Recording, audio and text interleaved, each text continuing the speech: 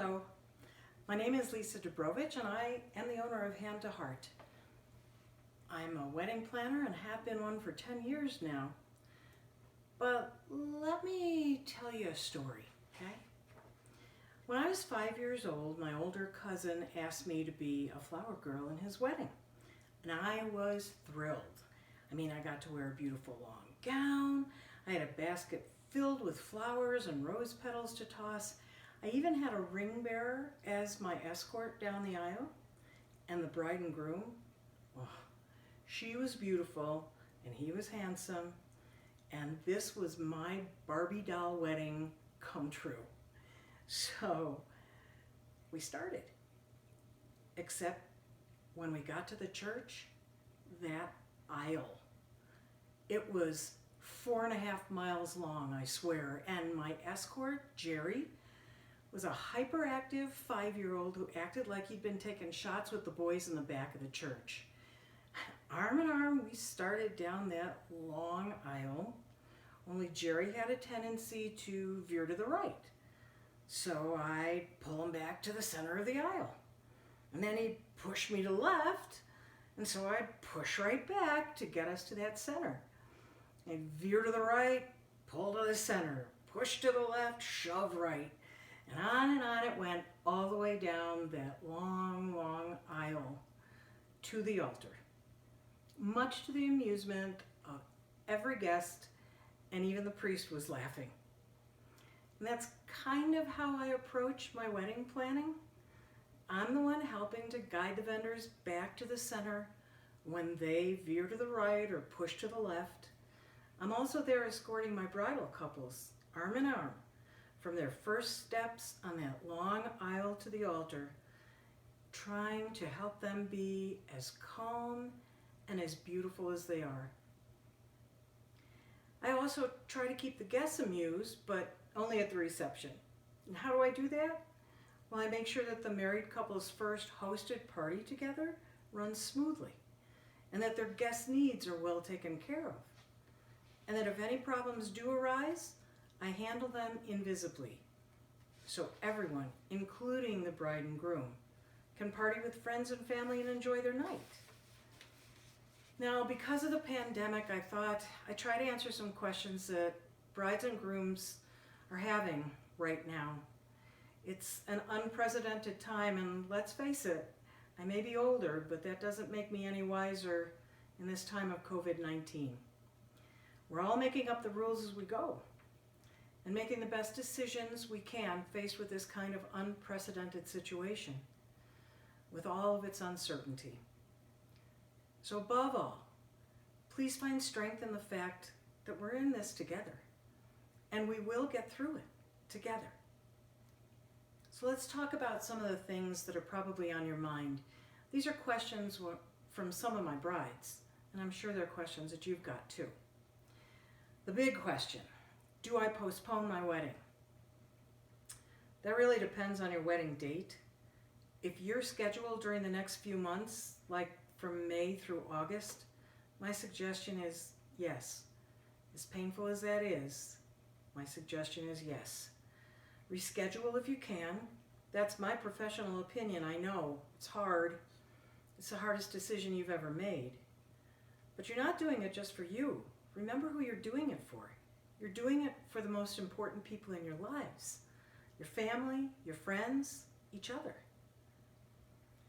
Optimistically, we hope that this virus abates by the summer and state mandates on social distancing lighten up.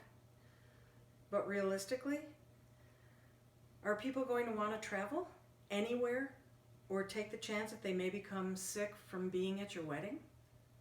Do you want them to take that chance?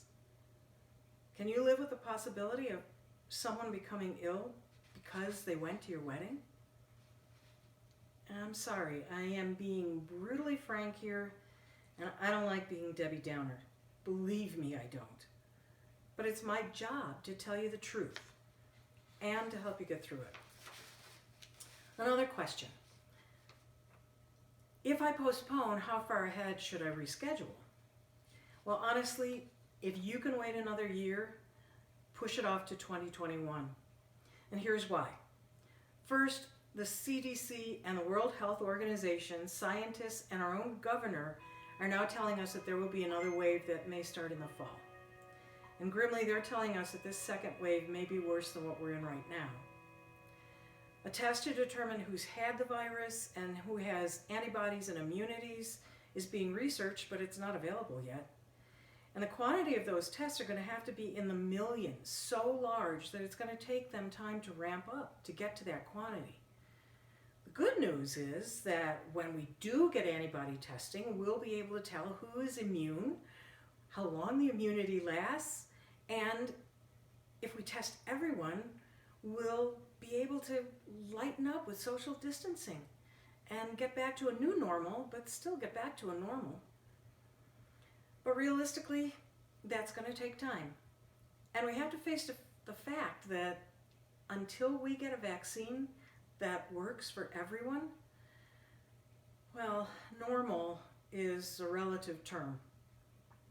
That vaccine is possibly going to take about 18 months. So, back to my professional opinion, if you can postpone, and to avoid postponing twice, I would say to reschedule well into 2021. And don't wait, because other couples are making the same decisions and the vendors and the venues are getting booked, and they're getting booked out to 2021. As your wedding planner, I would work with your vendors to reschedule and amend those contracts so you wouldn't have to. Here's another big question. Will I lose all my money if I postpone? Well, that's where I would help. See, most vendors and venues, they don't want to lose your business. In fact, they would much rather change your date than lose you entirely. The good news is that if you do reschedule, vendors push out their payment due dates accordingly. So you get more time to save money, and that's good news.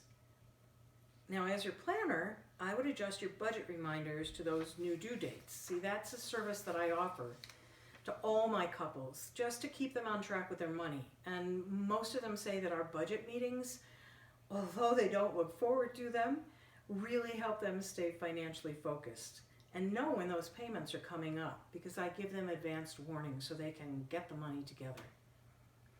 Here's another question. What if I cancel? Well, if you decide to cancel, it becomes a different story. As your planner, I would review all your contracts and work with each of your vendors on your behalf. Most contracts have a clause for acts of God or things out of anyone's control. And those clauses give you a chance to get your money back, and hopefully in full. The next question, though, is if there isn't a clause like that in my contracts, could I lose any non-refundable deposits? And maybe. Now here's where I come in handy as a wedding planner, because I found that I make good working relationships with all of your vendors right from the moment you sign my contract, and that really helps given any situation. Vendors realize that as a business owner in the wedding industry, I'll be bringing them more business down the road, but only if they work with me to help you out. And when you go it alone, without a wedding planner as your intermediary, well, chances are more than likely you lose money. So I hope in our short time together that this has helped you out a little bit. If you have any questions, please reach out to me or to my website, www.hand2heartevents.com, and that's the number 2. And you can email me at lisahandtoheart@gmail.com or text me at 303-241-5772. Unfortunately, maybe fortunately for you, I don't have hours. My hours are your hours. So if you're upset and you need me at 11 o'clock at night, you can text me and I'll respond. Or 5 o'clock in the morning. I'm there for you. And one of the things that I like to tell my couples is, yes, I'm older, I have more experience, but I also adopt you as my kids. And I want what's perfect for you on your day. And so keeping that in mind, just call me anytime. I give advice, and it's free, just to let you know. And remember, I may help you down that aisle, but it's always going to be your day, your way. And just in case you think that that story about me and Jerry as a bridemaid and ring bearer is not true, I'll just end with this.